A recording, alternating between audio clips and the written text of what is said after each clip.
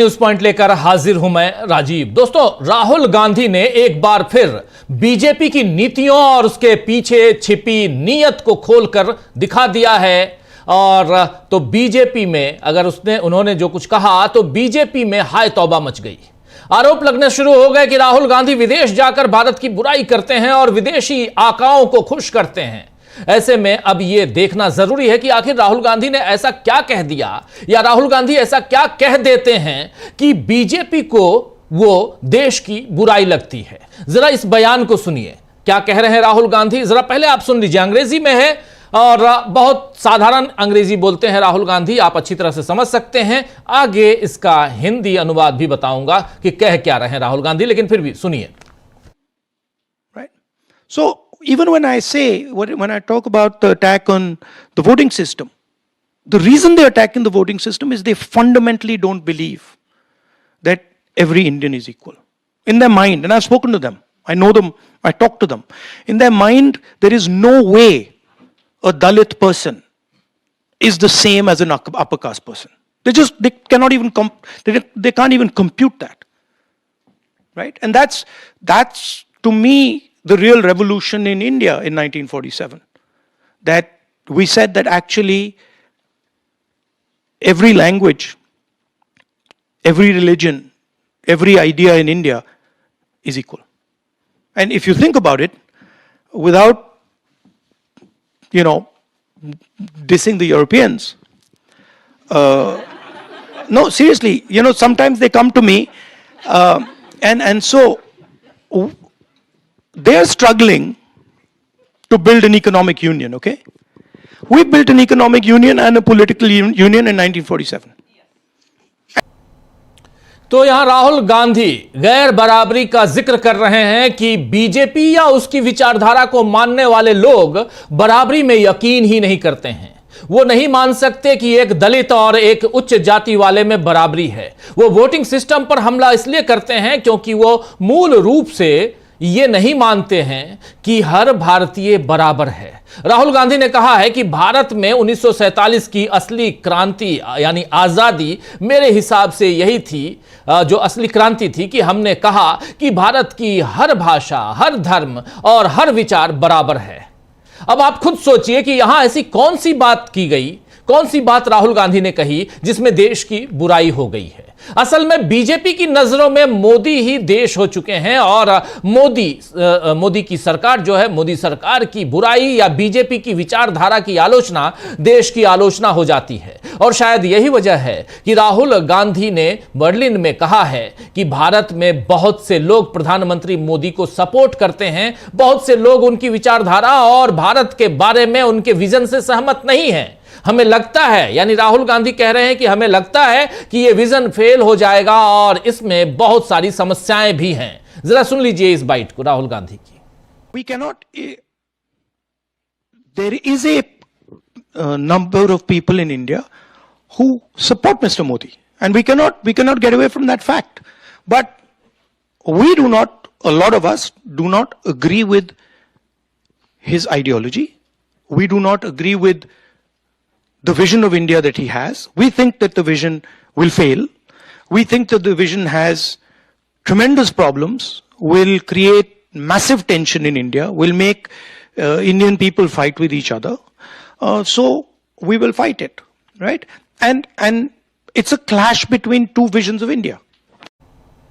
तो आपने देख लिया, सुन लिया, यहां राहुल गांधी साफ साफ नरेंद्र मोदी का नाम लेते हुए अपनी बात रख रहे हैं। आपको बता दूं कि राहुल गांधी ने देश में वोट चोरी का जिक्र भी किया और बताया कि कैसे एक व्यक्ति एक वोट का हक खत्म किया जा रहा है। वहीं उन्होंने बेरोजगारी के सवाल पर कहा कि जब देश में उत्पादन नहीं होगा तो रोजगार भी नहीं बढ़ेंगे।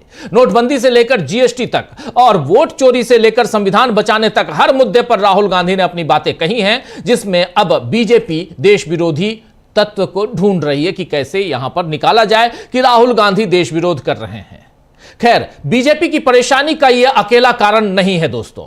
आज एक अदालती फैसले से भी बीजेपी को झटका लगा है। आप जानते हैं कि 2015 में उत्तर प्रदेश में अखलाक नाम के शख्स की गौ मांस के शक में की गई मॉब लिंचिंग के बाद मोदी सरकार पर सवाल उठे थे। उसके बाद देश में कई और ऐसे मामले हुए, लेकिन बीजेपी फिर भी यही दावा कर रही है कि वो किसी के साथ भेदभाव नहीं कर रही। लेकिन आज अदालत के फैसले ने इस दावे की पोल खोलकर रख दी है। दरअसल योगी सरकार ने अखलाक मामले में दर्ज मुकदमों को वापस लेने की याचिका अदालत में दर्ज की थी, दाखिल की थी, जिसे सूरजपुर कोर्ट ने खारिज कर दिया है। अदालत ने अभियोजन पक्ष की ओर से केस वापसी के लिए दाखिल अर्जी को पूरी तरह आधारहीन और महत्वहीन करार देते हुए इसे निरस्त कर दिया। कोर्ट का कहना है कि इस तरह की याचिका स्वीकार करने का कोई कानूनी आधार नहीं बनता है। आपको बता दूं कि इस मामले में कई आरोपियों पर हत्या, दंगा और अन्य गंभीर धाराओं के तहत मुकदमा चल रहा है। अब उत्तर प्रदेश सरकार की याचिका खारिज होने से बीजेपी को बड़ा झटका लगा है। वहीं बांग्लादेश का जिक्र करना यहां जरूरी है। मॉब लिंचिंग यहां तो मॉब लिंचिंग उधर भी।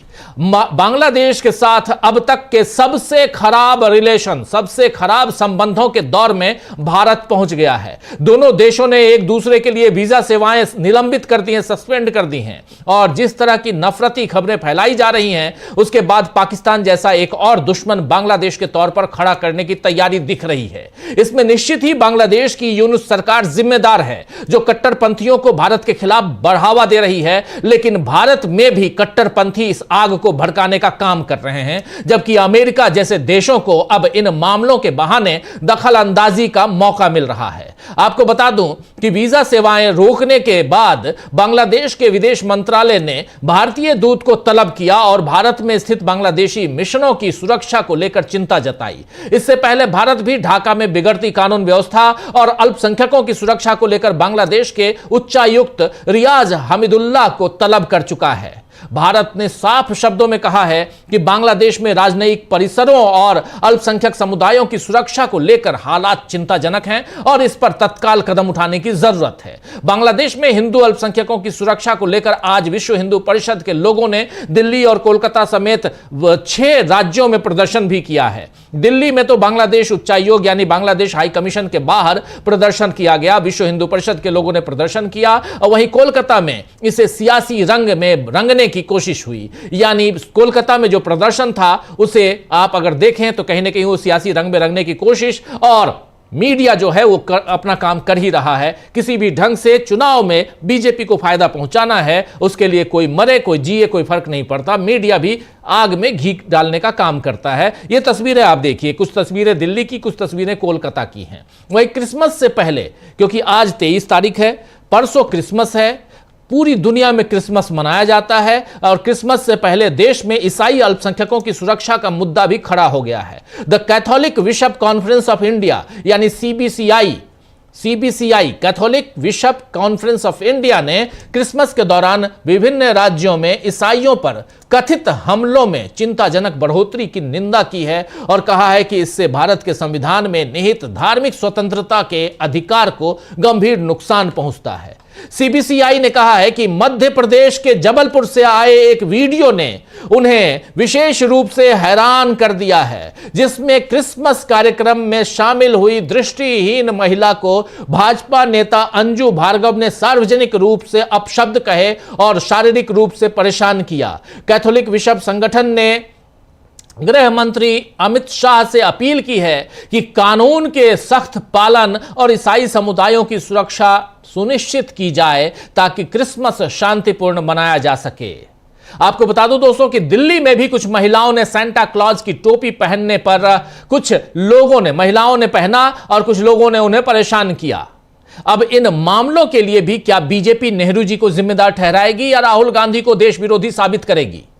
यह सवाल भी यहां खड़ा होता है, क्योंकि किसी भी ढंग की परेशानी अगर देश में आती है, किसी भी ढंग की परेशानी अगर बीजेपी को झेलनी पड़ती है तो सामने खड़े हो जाते हैं, खड़े कर दिए जाते हैं बीजेपी की तरफ से देश के प्रथम प्रधानमंत्री जवाहरलाल नेहरू और आज की तारीख में नेता प्रतिपक्ष राहुल गांधी।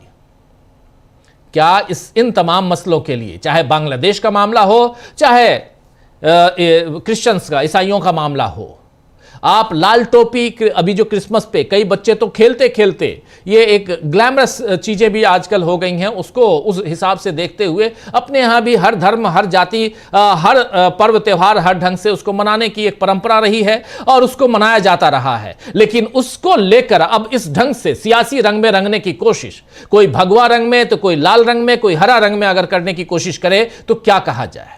आइए दोस्तों, आज चर्चा करेंगे कि क्या कांग्रेस पर उंगली उठाकर बीजेपी अपनी जिम्मेदारियों से बरी हो सकेगी। नई सियासी चाल में कैसे फंस गई है बीजेपी और इन सब के बीच राहुल गांधी ने कैसे बढ़ा दी है टेंशन।